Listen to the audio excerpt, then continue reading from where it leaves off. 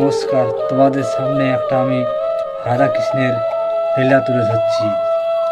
একদিন রাধামা কেঁদে কেঁদে শ্রীকৃষ্ণকে বলছেন যে, প্রভু, এই যে আমার এই চোখের জল না আমার ভালোবাসা, তোমার কাছে কোনটা ভারী, চোখের জল না আমার ভালোবাসা?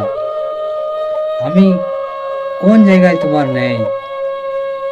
মনে, প্রাণে, নিঃশ্বাসে, স্পন্দনে, সব জায়গাতে তো আমি আছি।